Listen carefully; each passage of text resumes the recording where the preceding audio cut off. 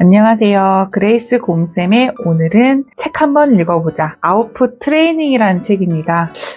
작가 이름이 좀 희한해요. 가바사와 시온. 정신과 의사이자 작가인 이분은요, 우리가 잘 알만한 책을 하나 얘기한다면, 정신과 의사가 알려주는 외우지 않는 기억술이라는 책으로 15만 부의 베스트셀러 작가이시기도 하는 분입니다.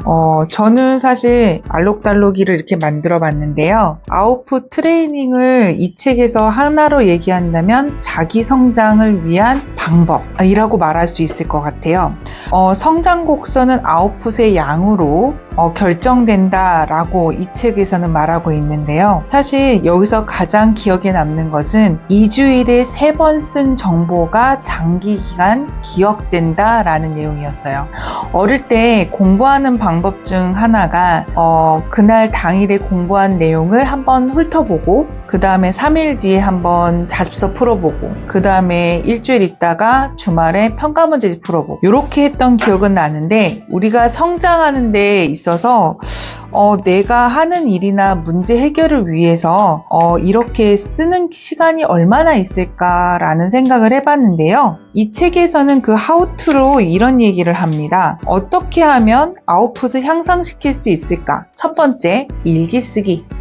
우리가 일기를 쓰는 방법을 생각해 봤을 때 막연하게 하루가 있었던 일을 적기보다는 일기를 쓰면서도 그 일기의 내용에 오늘 나한테 어떤 문제 상황이 있었고 그거를 나중에 어떻게 하면 좋을까라는 생각을 해보는 것도 나쁘지는 않을 것 같아요.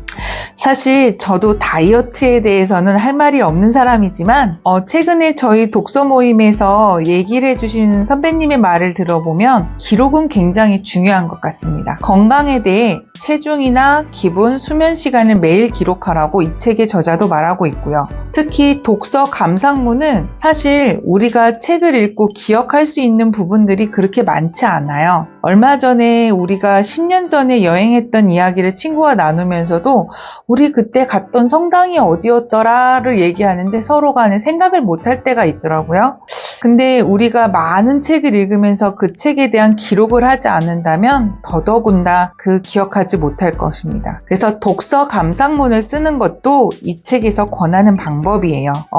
때로는 정보를 올리는 거, 저는 사실 블로그를 보면서 많은 정보를 올리는 다양한 블로그들을 보며 이 많은 정보를 내가 어떻게 쓰지? 라고 생각을 했었는데요. 이 책에서는 블로그를 올린다면 단점보단 장점을 좀 더 부각시키라고 얘기를 합니다. 단점보다 장점에 대한 정보를 더 올려주면 사람들은 그런데 호감을 가진다나요? SNS에 쓰는 거, 블로그를 해서 인기 블로거가 되는 거, 또는 취미생활에 대해서 써보는 거, 요런 7가지 훈련법을 이 책은 제시하고 있는데요. 아웃풋 트레이닝은 굉장히 쉽게 진짜 다양한 목차로 여러 가지가 있어요. 근데 이거를 다 적용하려면 욕심이 커지잖아요. 이 책에서 했던 말 중에 저는 제일 해보고 싶은 게 아침에 일어나서 투두리스트 작성하기. 내가 오늘 할 수 있는 여러 가지를 생각하기 전에 내가 할 수 있는 가장 중요한 일을 정리하는 것을 권장하고 싶습니다. 이상입니다.